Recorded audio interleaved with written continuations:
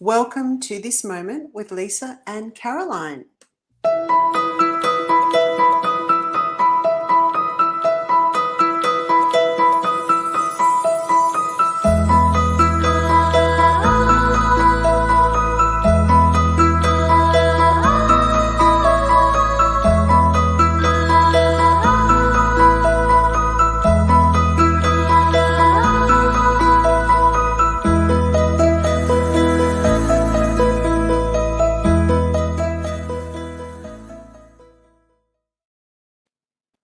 Welcome, everyone. Welcome to the Diamond Mothering. We're here to illuminate the core of the feminine force, and this is our special edition with Mothers of Attraction with amazing guests. So excited to have the beautiful Anthea Morphitis. That's it, perfect, yay! I have to bring that out for a drive. I haven't said it before. And we're so thrilled to have Anthea here. We're friends from the Mental Health Warriors, and she's decided to come on and share her story with us because such an icon of the feminine force. So Lisa, I'm so thrilled to introduce you to Anthea.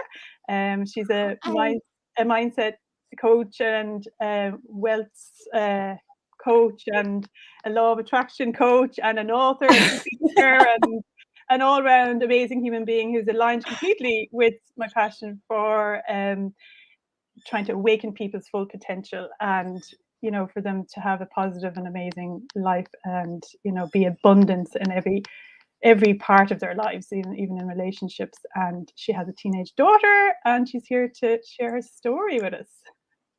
Thank you so much. Thank you both for having me here. Really excited about this. Thank you so much. And just watching the opening of the video gave me goosebumps. I nearly started crying.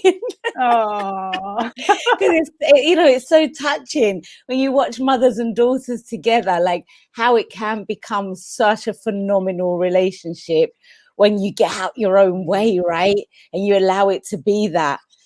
Yeah, that's so true. Yeah, that's actually a great way to start it, because it's like the relationship is already there. It naturally already exists, and it's just all the other stuff we bring into this moment that gets in the way of the relationship that's already there. And often you don't realize that as a mum. It's like, why isn't my relationship working? But it's actually not the relationship. It's just everything else you're bringing in. So yeah, get out of your way. Yeah, the perspective we hold also, right? Yeah, completely. It is all about that, isn't it, Anthea? And would you share a little bit about your kind of journey to kind of becoming this law of attraction mindset and how that affected your mothering? It changed my mothering in such a profound way, actually. It really taught me, like starting off with in personal development, I think it was from about 13 years ago now. So I was 19. I was 19 when I fell pregnant with my first. So I had my son first at 20 and then my daughter at 22. So there's 18 months apart from them. So I've grown up with my kids. And it's interesting because there's a thing around, being a single mum and this massive stigma behind it. And so many people see you back when I had my children and I became a single mum from the off-go, it was very much frowned upon because it wasn't a normal thing. So I used to fear my kids going to school, what people would say, because everybody was like, especially in my community as a Greek Cypriot, everyone was married. You didn't know, it was unheard of to have babies outside of marriage, but Anthea comes along kind of completely outside the rules of everything, does her thing. And I got a lot of stick for it. So, I went through the beginning of having children, quite an angry mum, really, because I was, it was, well, why should this happen to me? And I didn't understand the fact of, we create our own reality. I didn't understand that I was in control of what happens, and it's about how I see things, my thoughts, my emotions, and how I choose to have a relationship with myself first and foremost, before even my children, So getting into the personal development side of things, and then getting into the law of attraction when I was 30, changed everything, because I started to realize how powerful I actually was and how control of my life I really did actually have, rather than feeling that victim. However, even before knowing that, one thing I must say that I've always felt very proud of. I've given, like, although I've done it solo with my children, we were always out and we were always having fun. Everyone used to always come to my place. I'd be the mother that would pick up the other children from school, take them round to ours, or take them out, go swimming. Like, we had a weekly thing of swimming and cinemas, and on the weekend go to the park and do picnics, play football, or whatever it was. We were always out and about, because I always believed that I didn't have that as a child. So I always wanted to put that with my children. So coming to, they were like 10 years old, 10 and 11, 9 and 10, I think, when I came across the law of attraction in particular, and just understanding the dynamics of our energy and how we are as beings. I started to teach my children along with what I was learning. So, and, if I'm going to fast forward a little bit here, for who they are today, I don't think they could have become who they are today if I hadn't implemented certain everything I was learning, and if I hadn't put that into them, to say to them things like, follow your gut instincts, trust yourself, know that you can be, do, or have anything. You are the center of the universe. You can have anything you want. You put your mind to it and you can be it, you can have it, you can do it. So there was never like, you can't do something in my household. It was always you can. And one thing that changed massively was all news was not allowed in my household. I never put the news on. When the radio was on and they'd come and put the news on, they'll speak negative, it would all be switched off. It was not allowed in my household. I would not allow any of that stuff to come through to them, because there were so many people, especially with daughters around, that would say, oh, don't let your daughter out. There's so many men out there that do this, and men that do that. And it would put this like perspective on a young girl to be frightened of men. And now I never see it that way. I used to say to my daughter, when you go out, you walk, and in your mind, you always tell yourself, I am blessed. I am blessed, and everything's always working out for me. And she took that and she really implemented it. And I used to say, I don't care how many people are around you. If it doesn't feel good, you walk away. You call me and you walk away from whatever it is. So you don't ever have to do something you don't want to do. I'm always, thank goodness for mobile phones, I'm always on the other end of the phone, right? So I was able to implement things that I would never have done had I not understood the law of attraction, had I not got into it. Maybe I would have been one of those mothers that puts the fear in their girls when they walk out the door, like, oh, don't wear that because this could happen, or don't do this, or don't. But I was always encouraging my daughter to do the things she wanted to do and know that she's blessed regardless of anything. Know that the universe always has your back. Know that you've always got support and you're always loved, and you can walk and go wherever you want because you're blessed. So it's like a halo around you. Something's, got the energy around you that's always protecting you. So she never thought any different than that. And I can honestly put my hand on my heart and say the girl's had a good life, and now she's blossoming in like such a beautiful way. And the same with my son. But as we're speaking about daughters, I'll speak about my daughter. Yeah. But it's so yeah, absolutely life-changing. The relationship we have, all three of us, we've got an amazing, profound relationship. I love our relationship. We can talk about anything. A lot of people used to say, oh, you can't be your friend to your kids. You've got to have that role and you've got to know. But they've always known because I've always been older than them. It's never changed. I've always been older than them. They always knew I was the person of the house. So I didn't have to voice that. I never had to stand and say, oh, you have to listen to me. It was always, if I needed their help, knock on the door.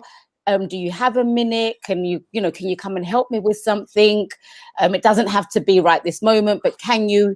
Yes, mum, of course we can. Yes, mum, yes, mum. And I always used to get yes, mum, because I always respected their time. I respected that I couldn't just walk in their room and demand I wanted them to do something. So there was a huge level of respect between us. The same from them to me. If they wanted me to pick them up from somewhere, they knew they had to give me some kind of notice, because mum's doing stuff too, you know. So, but I think that's overall an awareness of self first and foremost, and then being able to implement that into your relationships, and especially with your daughter.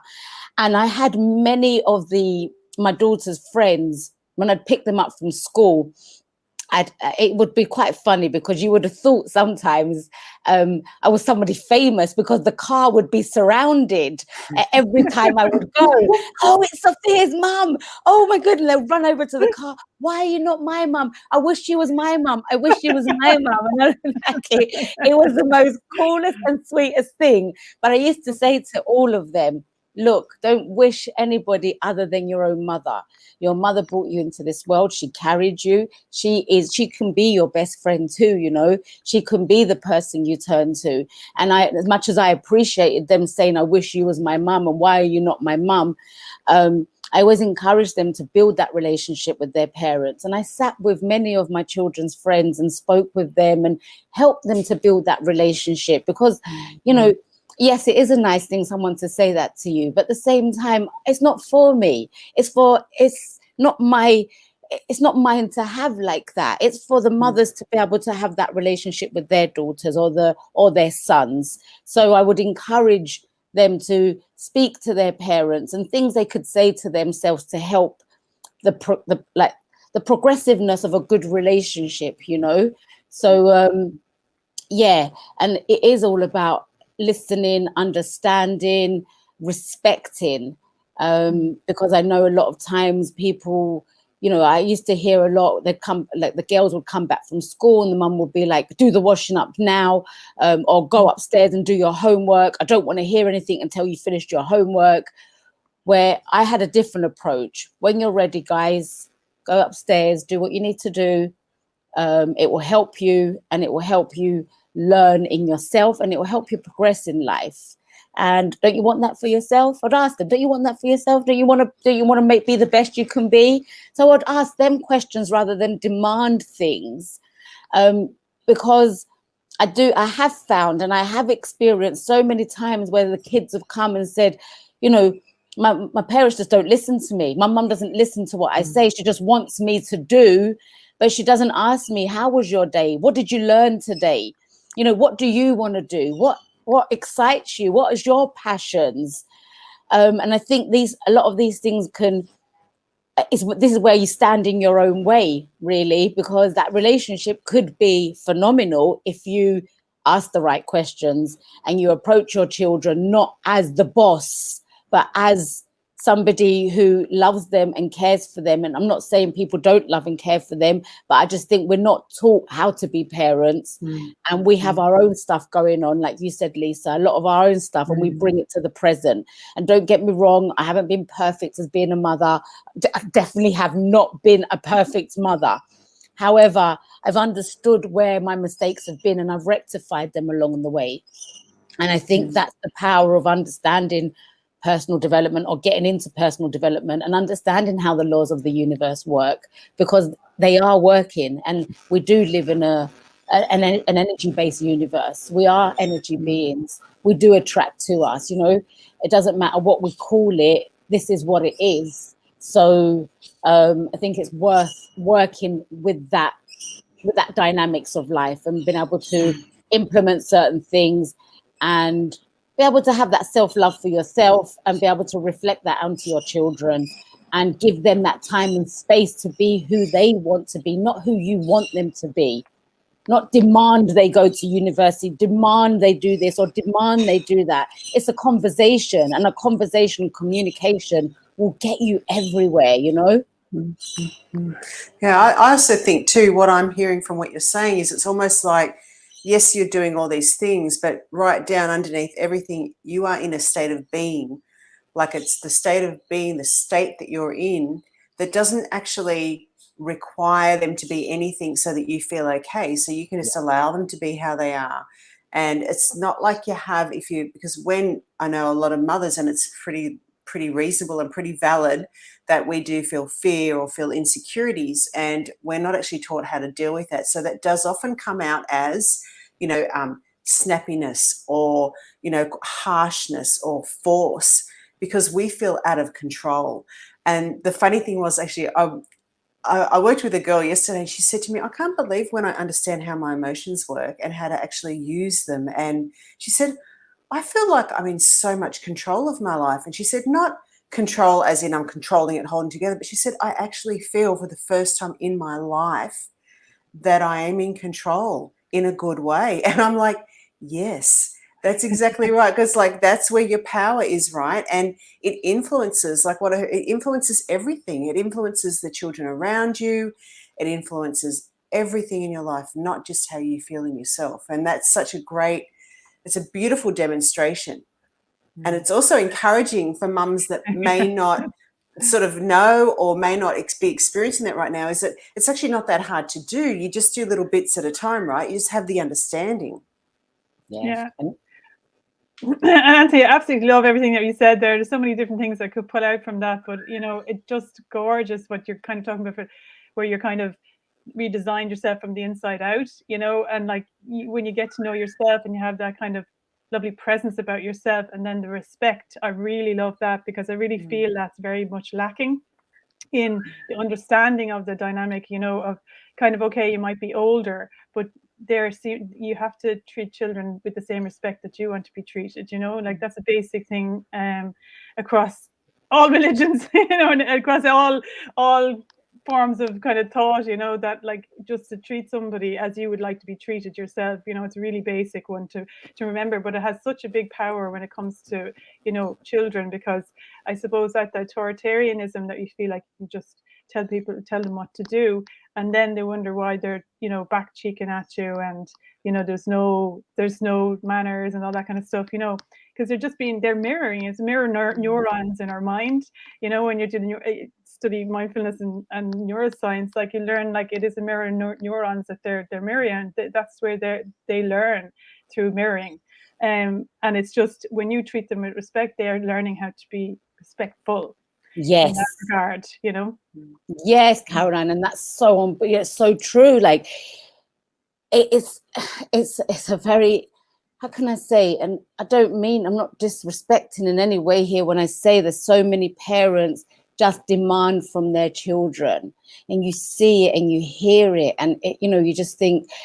I had somebody the other day say about their daughter, like she said, oh, she's so moody. She doesn't want to talk to anyone. She comes home and she closes the door. She doesn't want to say anything like she'll go and speak to her friends, but she doesn't want to talk to me. I'm her mother. I don't understand.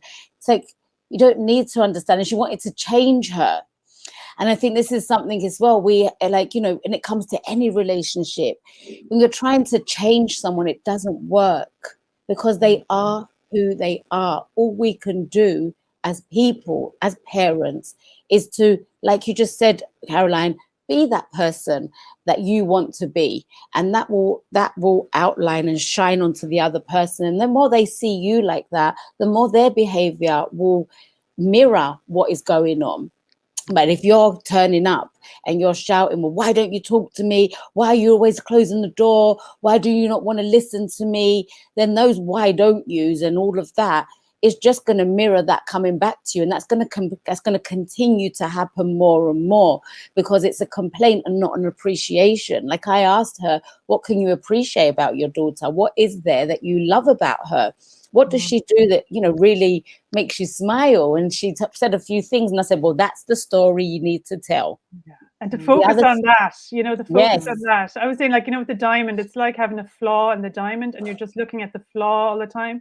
You're not looking at the diamond that you have in front of you, and like to focus on the things that are beautiful about that, I love that. Yeah. And we call that mirroring, the supermodeling, you know, so instead of supermodeling on the catwalk, but to supermodel your own behavior is being Supermodeling, yeah. modeled back, you know. It's the same thing as Absolutely. the mirror neurons. Like it's not woo woo. Like it's in our brain pattern structure, how the brain grows, you know. So the brain is growing in relationship to our environment, and the closest part of our environment is actually our relationships with our parents. So, you know, the best way that we can support our children and their, you know, their brain development is like that, is like to be mirroring what you want to create, you know, that kind of way. So it's just becoming conscious, like, so it's like the consciousness of your mothering in that way. So it's not that people, it's just that people don't have that education and awareness, you know.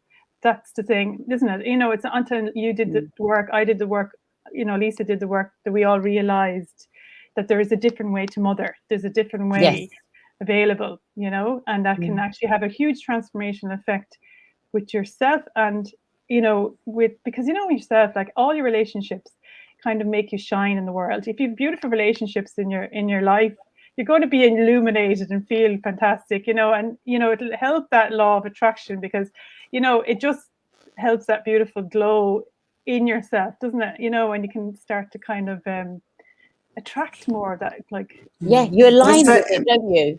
Sorry, Lisa. And no, so I was going to say emotional safety, right? That's us feeling so safe and feeling so at ease about being who we are. And I think, you know, that was one thing that I learned, is that I could quite easily get stuck in the problem and see my daughter as that problem.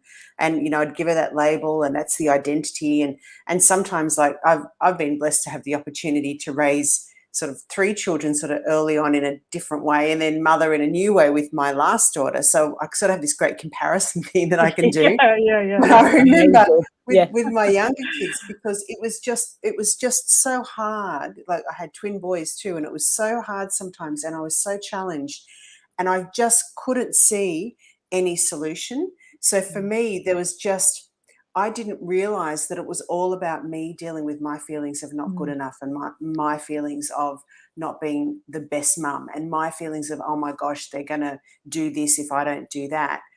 Instead, all I could do is just see that problem, and you actually forget how much you love them. Like, you're so engrossed in this, like, I have to fix this issue, that you forget how much you love them. And it's like, and in that moment, in those times, there's actually no connection. So for the child is like feeling, I'm not good enough, because they're not feeling the active loving of the parent. Not that the parent doesn't love them, but the parent is just so absorbed in their, how can I fix this, because the child is not right, you know.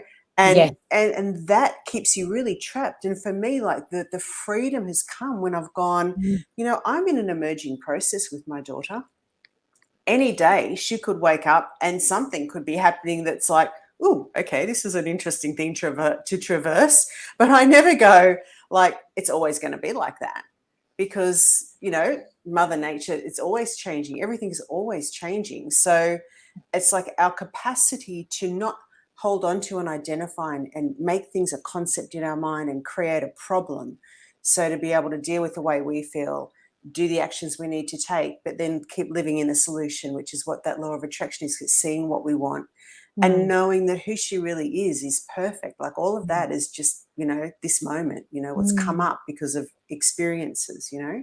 Yeah, and a lot of us do, you know, like all of what you're describing that goes on within the parent is, you know, the societal pressures, you know, and like we're talking about, you know, our background, how we were raised, and things that we feel we need to do, and all the pressures that we put on ourselves, you know, until you start to take that control of your own self, you know, and start to kind of unlock, and then realize, actually, I'm an adult, like, it's time for me to grow up. I'm not a child anymore. I can make decisions. There's nobody telling me what way I have to be, you know, because that's been ingrained in us. Like, you have to be like this, you have to be, you know, you shouldn't, couldn't, wouldn't, all this kind of, you know, is kind of a rhetoric that goes on in the head, until you start to realize that that's kind of something that doesn't need to be listened to, and you start peeling that back and understanding the effect that has on your life. And, you know, then, you know, you start to become more at ease, and then more in control then within your relationships, and, you know, that you can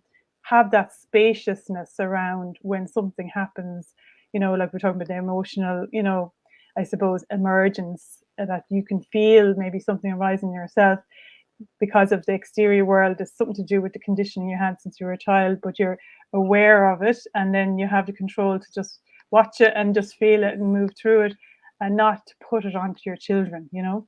And I think that's the point, isn't it, Caroline? What we're thinking about and how our emotions are and all the things that we've got in us, we will end up putting that on our children and create limiting beliefs for them to not be able to move forward in their life. And then they've got to go through a process of having to clear all that out of them and be able to, like, you know, learn how to rewire their subconscious mind. And they've got to go and do things that actually, had we learned ourselves and been able to really put that into our mothering skills, then it helps them have a easier life in that way, be able to do things with ease. Like, I remember I just had a flashback as you were speaking of my daughter getting out the car, just I think around 6 months ago or so, and we'd just gone out for something to eat, and she'd just got into a relationship at the time, and she was with her, he was with us, and something got said, and she said, well, I love myself. And I said, oh, I love that, Sophia. And she said to me, no, I really love myself. She says, Mum, ask my boyfriend what I'm like. She goes, you know, you've seen me already. She goes, I look in the mirror and I tell myself every day, oh my God, you're just so beautiful. I love you. And I said, and I laughed. I said, I love you. You know, she goes to me, but Mum, you're the one that's put this in my head from how many years ago to always love myself. And yeah, I said to her, I was like, brilliant. And I said to her, you know what, it's funny because I've forgotten about these things. I've forgotten about the principles that I said to her, you know. And she's like, Mum, I've never forgotten it. And I always, she was, if I'm having a bad day, I would look in the mirror and remind myself that I'm brilliant, that I'm beautiful, and I've got this. And I was like, yes. Oh, I love that so much. And you know what, Anthea, that reminds me of my grandmother, Dari. She lived until she was 95 on her own. She was a force, and she never aged. She always looked amazing, but she always used to say to herself, her mantra was, I think I'm fantastic. She constantly said that, you know, and she just had such a glow about her. She always just, and she traveled the world on her own. She did things no one would ever dream of, as, you know, that back, not my mother's age, but her back in her time kind of thing, you know. And it's amazing. She just had that attitude, like, I think I'm fantastic. I love that. And that's what it's about, really, isn't it? Because we want sorry, Lisa.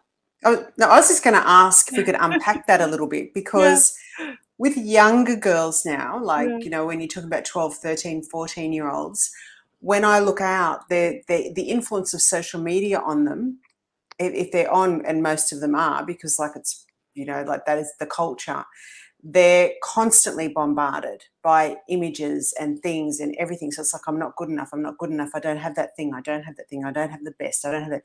So they're constantly bombarded with that.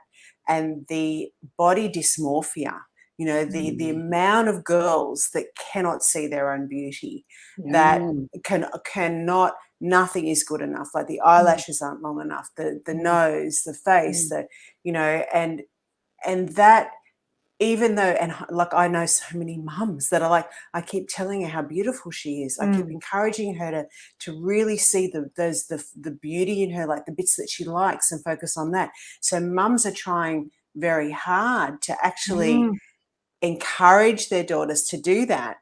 And so I think it would be great if you could actually give mums, how can they bring that, and I know you can't force anybody to do anything, but what sort of things could mums be thinking about? What sort of words could they be using? What sort of actions could they be doing to really help their daughters? Because I think this is a real pandemic, actually, you know, and it is so freaking sad, because like at my age, I go, I wish that I had appreciated how gorgeous I was when I was a teenager, right? My body was tight. It was just like, whoa. And I spent all this time going, my body's not good enough. And I'm like, what am I doing? I should have been like, whoa, feel my body. I had the thought today, Lisa. I literally had that thought today. And I said to myself, oh man, my body was on point. And now I know what it looks like not to be on point, how it was, that like tightness, and there's no loose skin anywhere. It was just perfect. And I said, I'm so fat. I'm so fat. And I was not. I was like this. I was a little stick, but I thought I was fat. And I think going back to that question, I'm just trying to think because I'd said it to them from such a young age. Like it wasn't something I implemented as my daughter got older or to my son. I didn't say it to them. I said it to them from such a young age that they just naturally become a subconscious thing to both of them. And you know, I can say like with my son that he had a few years back when he was in school, he had gone through a little point where somebody had kept on saying to him about like his nose was big, and he hadn't said anything to me, and then one day he stood up for himself, and all of that changed. And I said to him, you know, he realized that he was good enough, and his nose it didn't matter. Even if his nose was big, small, he didn't care, because I think subconsciously of what I'd kept on implementing both of them. So I think as they got to, if in the day and age we're at now, and there's so much of it, I think all you can keep doing is actually, I think it's easier when it comes from other people. Yes, you know, like when it comes from the mother, sometimes, especially when it comes, not even just the mother, when it's so close to you, you kind of like, you can tell somebody something that's really close to you and they won't take it on board. And then somebody they've never met, and they might say exactly the same words as what you said, and they'll come say, oh my God, that person said blah, blah, blah, blah, and they take it on board. So they listen to it. So I think maybe it's something that you could actually say to people around you that, you know, that obviously are around and can love and support what's going on, and literally just drop little nuggets. Oh, you look really good today. Oh, wow. Like, I wish my body was like that at your age, you know, just like, oh goodness, or not even like the body side of thing. Because again, that's kind of putting a thing on what your body should look like, because it doesn't matter. It's the inside that counts. And at the end of the day, I think if the people around can drop little nuggets, it can help massively. But maybe like videos, like finding videos online that can encourage the self-love side of things, and understand the thought process, and understand our emotions, and understand that what you're seeing online isn't real. It's, you know, they're all filters. And actually, there's a scenario where an experience I had I think it was only last year, where my daughter again had, we were abroad and we were staying abroad. And so she was on the phone to her friends on FaceTime and whatnot, and they were talking. And one of them had said, oh, you know, she's getting a nose job done, and then she's having Botox done. And they started to try and encourage my daughter to do the same. Now, she was 18 years old or 19. And now I never heard the conversation, but my daughter came to me after and said, Mum, I've got this like line here and I don't want it. And I said, why? What did it do to you? And she said, didn't do anything. I said, so why don't you want it? Like, what happened? She goes, well, my friend said, like, you know, it stands out. And I said, what did it do to them? She said, nothing. I said, so what's the problem? She said, well, you can see it. And I said, well, yeah, we can see everything everything that's here. We can see it. I don't see what the problem is. She said, well, I said, so what's the point of this? What we're getting at? She said, well, you know, she said, one of them said they had an injection to get rid of it. Do you think I could have an injection to get rid of it? And I said to her, whereabouts is it? And she said, she pointed right in the middle. I said, do you know what's there? She said, what do you mean? I said, that's your third eye. That's where your vision sits. I said, would you like to be able to visualize what you want in your life? And she said, yeah. And I said, do you enjoy visualizing? She said, I love it. And I said, have you created some great things in your life through visualizing? She said, yeah, Mum, like, well, look where we are right now. Like, I visualized this and we're here. And I said, so see all the things that you do and all those visions that you have, did you want to interrupt that and make that not be able to have a clear vision anymore? She said, no. I said, do you want an injection where your third eye is? She said, no. I said, are you going to do it? She said, no. I said, do you like your little line that you see? And she said, oh, no, I'm happy with it, Mum. It's okay. I'm going to keep it there. I said, yeah, exactly. It doesn't matter. It just doesn't matter. These things don't make a difference to anything. It does not matter. At the end of the day, to me, I don't agree with injections and things like that. And I'm not saying whoever does it is, you know, it's no judgment. It's up to you what you do. I just won't have something like that happen. But it was amazing how the pressure of other people doing it, and then all of a sudden, we've never heard about this line, and all of a sudden a line's appeared, like she'd never seen it before, never notice it until somebody had said it, and then it became a problem. And when she realized that actually it's not doing anything to her, it's not hurting her, it's not stopping her life moving forward, it's not going to stop her being who she needs to be, and it could affect her visualizing skills. As she realized, no, it's not worth it. It's just not worth it. I would rather be who I am and be happy with it. So, and you know, that was before the conversation of her coming out with, I look in the mirror and say how beautiful I am. So it showed me that 6 months later, when we're back in the UK and she's continuing, that it doesn't bother her.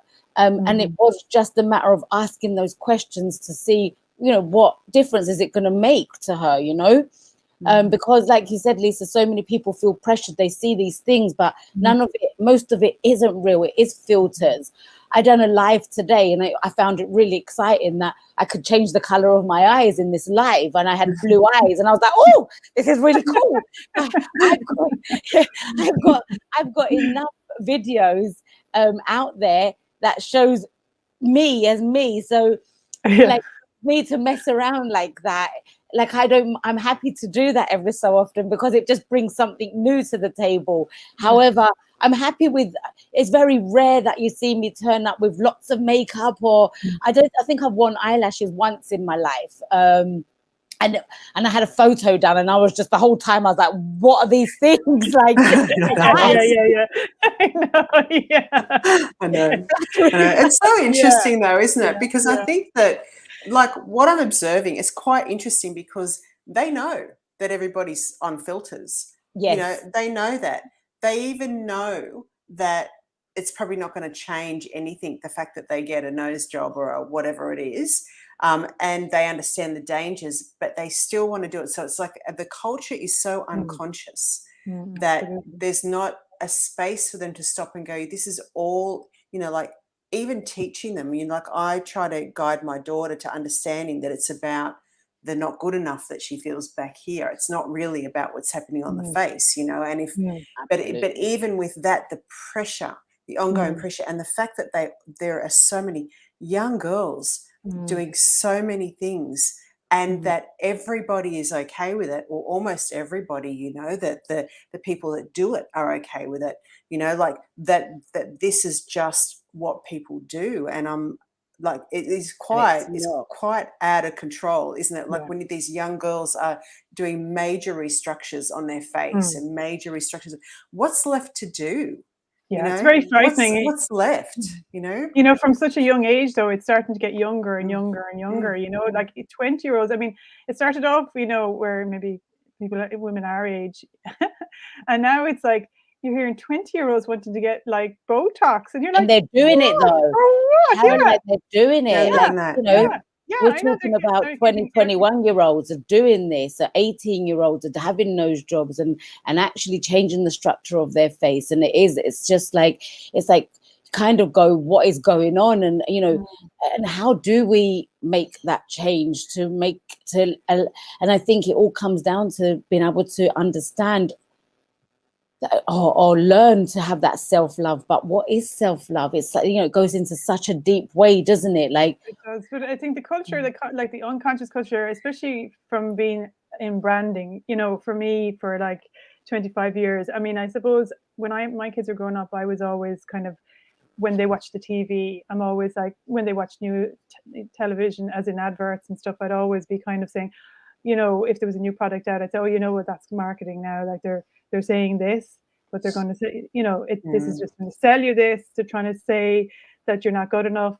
They're trying to, you know, they're trying to make money out of you, basically. So are you going to be controlled by that? Or are you going to be manipulated by that? Are you going to have your own kind of sense of yourself? Or are you going to be, you know, not talking directly to them, but just as a narrative, telling them exactly what's happening. Like there's a control with products and business, and there's always going to be the next latest cream, there's going to be the next latest makeup, there's going to be the next latest shoes, there's going to be the next latest, because that's, you know, that's marketing, That's what that's it sales. is. Yeah. You know, it's changed trends constantly, and to buy more, to add more onto yourself, to, you know, and obviously there's a balance in that.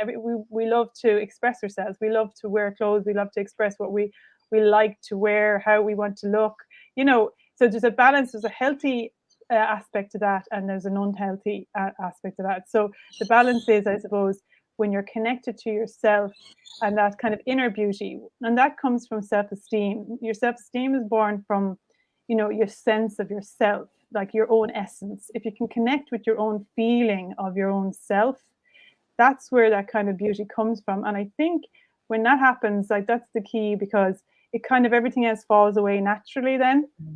You know, it's actually, because you're not actually, nothing can actually outweigh that. Once you feel your own essence, nothing else will ever compare, no matter what. And nobody will sell you anything and manipulate you once you found that. Sorry, you know. So if you can teach that to girls, you know, we'd be doing a great job. Because it's that separation from that true self that makes us feel not good enough, that makes us feel like we're lacking, because we are. And that's the key. We are lacking because we're not in our true self.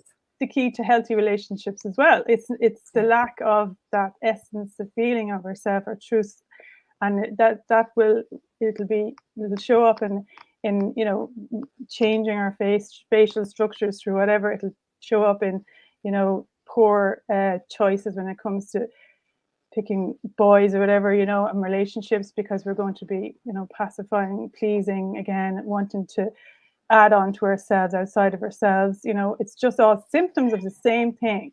The lack of understanding of who we are in our human beings, in our human design, is to be in our truth essence, and in the truth of our emotions, and the truth of our being. And absolutely what Anthea was talking about, being curious about what's emerging from ourselves in the process of life, is really kind of the most, I suppose, powerful thing to get in touch with, because that kind of also, when you can see that in your child and kind of can talk to that in children, you know, then that becomes a very empowering thing for themselves. And I find that it actually takes the emphasis off the outer appearance, because they get so purposeful in themselves. So, you know, it's all about emphasis as well. Where are you putting your attention? You know, are you putting your attention on the negative or on the positive? You know, are you putting the attention, are you feeling vital in life? Are you feeling engaged in life? Are you feeling part of life? And that builds self-esteem, and it also builds that natural emotional security, you know, like Lisa talked about. Yeah, I totally agree. That's just such, you know, like the other day I had this conversation with someone and they're like, I don't like myself. I don't like myself. And I'm like, yeah, that's because you're dealing with the wrong self, right? And I thought, and I'd never said it like that, but I thought all this stuff we're feeling is just because we're not at home in ourselves. We're not, you know, and I use this metaphor of baking a cake, right? So and this is, I talk to my daughter a lot about this, it's like, you know, you've got this beautiful cake, you've got all the ingredients inside of yourself, you've got the resources there, you can build this magnificent cake that smells so good, tastes so good, it's like, oh, so good. What happens though, we have experiences where our cake's not fully built and we think we need to go outside to get some ingredients. We think we need to go and get some more sugar over there. You know, we think we need to go and get some more milk over there. And we're trying all the time to get these great ingredients, but there's no better ingredients than the ones we've got. We just have to really come in and focus and build our cake. And then when our cake is like baked and we've got this beautiful cake, someone might come along with some really nice icing and we go, oh, that'd be nice, I'll try that. But we don't need the icing. It's just like, okay, that'll add to my cake. You know, and I thought it was just like such a really simple way to explain how we develop and how we are taught by our culture that we can't build a cake ourselves, and especially not a beautiful cake, which is just bullshit. Yeah, Yeah. I'm just laughing, Lisa, because Steph and Anthea were talking about that the other day about That's cake. what I was just thinking as well. We were saying So funny, exactly we the said same same. thing. We said the very same thing. You said you have to get a cake and you build a cake, and you said everything else, once you have your cake, everything else is the icing and the sprinkles. Exactly what we said, literally. That's quite Right. Okay. So amazing. there's something in this cake Yeah. metaphor.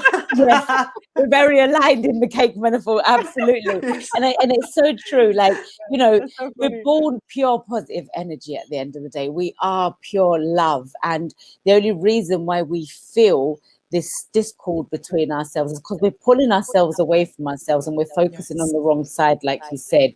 But once you emerge back into you and you align with the full self that you are, the full positive feeling self, that emotion of goodness, then you can be, do, or have anything. All the other things, you don't need those outside things, but they do. You can say, oh yes, I can put those little sprinkles on top because it helps you feel better, right? It helps. Well, Yeah. it helps make it look pretty. It helps it helps build to it at the end of the day. Because like if we buy, like you can go and buy a house, and the house could have everything you want in it. However, you decide, oh, I could do with a little outhouse now. It's not because the house isn't good enough as it is, just that you want to add a little bit more onto it. You want to do something else. And every time you look at it and you think, oh, I'm not happy, it's like something will go wrong within that house. And then you go, well, why is it going wrong? And then you start focusing on what's going wrong. And the next thing you know, everything collapses and that cake falls apart. But actually, if you bring yourself back into that place of, I have everything I need, I'm just doing this for fun. This is because of enjoyment, because this brings more happiness to my life. It helps me feel better. It helps things come into play easier. Then you can play with things, because I think a lot of the time we take ourselves way too seriously and we take life way too seriously. Or actually we're here to be spontaneous and loving and energetic and do these great things. Like you don't see, one of the things I wanted to just come to my mind is, talking about children, or even like little girls or little boys, or just children in general, how many parents will say, no, don't do that, don't do this, don't do that. Well, you know what, if you listen to a child, they could pick up something and play for 2 seconds and then what's next, because they're curious. They want to know what's next. And that is life. What's next? Don't need to hold on to what it is right here and right now. What is next? What can I do next? What fun can I have? It's not about your appearance. It's about what's happening in here, what you feel in here, and what you can do, And there's so many young girls who, I've got a family member, who when she's about 16, 17 now, but when I spoke to her at the time, I think 13, 14, and she was being bullied. And however, we had a great conversation, and what she'd done with is she was quite happy and open to speak about what was happening. So what she started to do was use that to inspire other people in how she was moving forward within it. And to help her, she went into the depression, and she didn't want to be around, she didn't want to live. And within our conversation, after it wasn't just one conversation, a number of conversations, she started to really open up and really get into that and just do little videos. And the more she was doing them, she built this confidence about herself. And it was so beautiful to watch the blossoming of her, to just see from and what it really comes down to, again, it's just how she felt about herself, and I think it was through the lockdown where there was things that she wanted to do, she couldn't do, and felt very stuck. And so many people did feel stuck through that time, because you wanted to go outside and they say, oh, don't go out, you're not allowed to go out. And it's like, whoa. I mean, I never followed the rules, unfortunately. I was, I'm not a follow the rule person. So Me neither. I actually traveled during that time, was at the beach, was driving around, going to the mountains, doing lots of things. Thank goodness, because I believed that I was free, I wasn't stopped and got into trouble, because I was actually abroad at the time. And where I was, had somebody stopped us, it was a fine on the spot. But I'd done it for 6 months and nobody knew nothing other than with, you know, just me and my friend that were traveling around and enjoyed life. And I think it's the story you tell yourself, you know. So I think if we can implement into our daughters or into our children in general, it's how you talk to yourself. It's that self-talk. How, you know, what can we say better? And if we are who we want our children to be, then they will naturally pick up from us and do what we do. So, and I think that goes both ways, right? So if we keep on looking in the mirror going, oh, why are we so fat? Or why is my hair look like this? Or, you know, why isn't my legs longer? Or why is my bum? You know, if you're asking these things and you're going to your daughter and you're asking these things, guess what? That mirror effect, that's going to rub off on them, and they're going to be doing the same thing. So I think we've got to be super aware of how we're showing up with the things that we're saying and what we're doing in our life, which will naturally, sometimes words don't even need to be spoken. When they watch you and they see you're doing you're living out your passions and you're doing the best that you can, then they naturally will follow suit in that sense. So I think it's really down to being who we feel, doing the best we can in ourselves, and then let them come to us and ask us, well, Mum, how comes you're so happy these days? What are you doing? You know, oh, Mum, how come you haven't complained about your body? And you can speak to them on that level, you know, to say, well, actually, I was reading this book or I watched this video and I realized this, and it will make them stop and say, okay. They might not even say it to you, because especially if you've got teenagers, they kind of like to hide away and do their own thing. Not all of them, but some of them do. So, I just think we need to stand up and be that person, and that will really rub off on our own daughters, like massively. And I've seen it in my life and I've seen it in others. So I really, truly believe that that's a really good place to start with yourself, you know. And Carolyn and I both agree, which is why we've started the Diamond Mother Ring, because it's like, how do we do that, right? It's like, you know, we know sometimes as mums, we know there's this calling that there's a better way, and it's like, and you feel it, but it's like we're not taught it. So how do we find it? So that's what we're here to do. That's our job, Anthea. That's it. But this is the thing, and now look, your daughters are now looking at you two individually to say, look what Mum's doing, and they might not say it. They might not even say it, you know, because sometimes they don't want to say it. Like, you know, we think that we're doing the best, and then they're like, oh, Mum, that could be embarrassing. Like, some children could be like, oh, that's embarrassing. But they really subconsciously are on that. They close the door and they think, look what my mum's doing. That's really cool. You know? Well, we're being courageous and brave anyway, putting ourselves out there regardless. Absolutely. They just hear me saying, I'm going on another live, I'm going on another live, I'm going on another live. Another live, right? You're like, now they think, she's just on another live.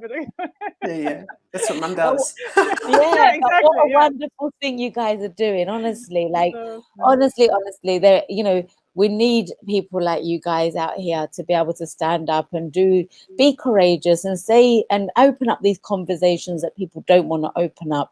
Be available to people to be able to come and ask questions and to see, you know, what difference can I make to my life and my daughter's life, or to my son's life, or to my family's life in general, or to my own life, you know?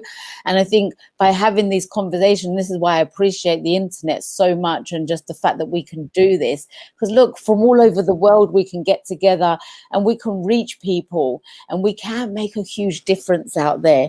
And one by one, day by day, you know, each person that implements something into their own lives will make a difference in the long run, because how we think, how we feel today is you know, it's our thoughts of yesterday and a month ago and a year ago, and they're all catches up with us today. So whatever we're thinking now and we're putting forward now is what we're creating for tomorrow and the next day. And we can all do that. We can all stand with an awareness of how we're showing up, what we're thinking, what we're putting out there, what we're saying to our children, and actually change the dynamics of everything, you know. How cool to know that Yeah. we have that power, you know, to Well, like make they that say, difference. you be the change you want to see in the world, you know, like, so, and we have the freedom to do that. So, you know, being, you know, I suppose trying to break the dynamic of the unconscious culture is something that is possible for everyone to do. So once they know what their values are and what they want to stand for, you know, everyone has their own voice. And what we're really interested in as well is empowering the younger female generation to have this feminine force going forward. And because, like we were talking about, you know, that potential that you always talk about, Anthea, as well, the potential that is locked within the younger girls, you know, is a huge untapped resource in the world for creativity, for everything that they've been put on the planet at this particular time to do. And we feel like the mums can really unlock that. They have the keys in their pockets for their daughters' empowerment. So that's really the part of the global movement, the revolution that we're trying to kind of really put our strength and our force behind, you know. So it's been really amazing to have a chance to get your power behind that too, Anthea, like, you know, because you're such an amazing speaker and you're always just love your company. You know, it's just been absolutely amazing. Lisa, I'm sure you agree. It was a great conversation. I feel so inspired, and I feel like I'm in Australia. It's the morning now, so like I'm just always so set up for my day. I feel like I've had my, you know, my little input, and it's just great. It's really good. So thank you, Anthea. Really appreciate you coming on and sharing your time with us, and hope to have a lot more conversations with you in the future too. Oh yes, it's been an absolute blessing being here. Thank you. And that's so nice that it's the morning for you, because you get up now, you got the whole day ahead feeling super inspired, super empowered, ready. And look, you know what? And the greatest thing about that as well is we start from the morning and we start feeling like this from the morning. Guess what? Opportunities are seen by us. We're able to implement things easier, and we have the energy to do what we want to do. It doesn't matter what age you are. You know, the more you do the things you love and follow your passion, the more that you meet great people and opportunities are shown to you, right? And you can just get involved in ways that you didn't even know were possible. You didn't, you know, you think like you watch your life unfold and you go, wow. And it all comes back down to the self of who you are, and focus on your daughter's well-being, focus on the greatness of who they are. And I think accept them for who they are and exactly how they are. And I think when you're trying to change somebody, it doesn't work. But when you can accept them, and that acceptance from, especially from a mother, to their daughter, to accept them for how they are, who they are. And if you think that they could improve on certain things, I'll give you one little thing before we go here. My daughter used to answer the phone and she would never ask people. She went through a stage where she wouldn't ask somebody how they were. They would ask her, hi, how you doing? And she's like, I'm good. And then that was it. She wouldn't ask them, are you okay? And I noticed it one day. I said, you know what, you could improve on would be really good, and it make you feel really good. And she said, what's that? So, you know, when you answer the phone and someone asks you how you are, just ask them how they are too. She was like, wow, like it wasn't like it was an alien thing to her. Like, have you never heard me ask people how they are? She was like, and I didn't do it in a harsh way. I done it in such a light-hearted way. And she realized, and she stopped and thought about it. So the next conversation I heard, she actually stopped, and I felt her energy stop and go, oh, how are you? And so I didn't try and change her. I didn't like attack her to say, oh, you can't know what's wrong with you. Why are you doing that? Or I just said, you know, in a very easy way, and just pointed out to her, just highlighted what could make it better for her too, and what would make a better conversation and help her with communication is if she asked how the other person was too, not just take what they were, you know. But she was about 14 at the time, I think 15, and then then she just realized.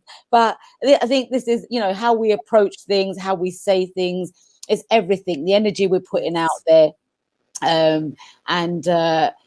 just love on them regardless. They, you know, they've got a journey just like we've got a journey. They've got complications going in their own little minds, how we've got the same going on as adults.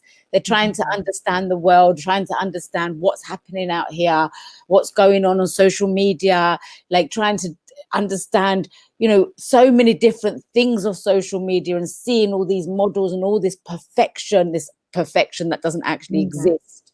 Yeah. So yeah, be easy on yourself, be kind to yourself, and just be easy on your daughters, especially because they really do need that ease and flow of life, and have fun. Yeah, enjoy. Yeah. Right? Yeah, I love that. That's right. Thank you so much, Anthea. It's a beautiful conversation. And thank you, Carolyn, again. Thank you, girls. Thank you, Anthea. That was an amazing show. I absolutely think there's so many gems in that, guys. Keep watching it back because you'll hear something new each time. Thanks for everybody who's listening live, and everyone who is watching on the playback. The replay. Yeah, exactly. And if we want to get on board with the Join the Diamond Mothering, the actual program is up and running now. So we're enrolling at the moment. So if anybody wants to join in the training program that we have put together, it's on the link above or below. Wherever that is. So, the link's there. Come check it out. Yeah. Cool. Thank you very much, Anthea. Thanks, everyone. Thank you so much. See you later. So much. Bye. Bye. Bye. Bye.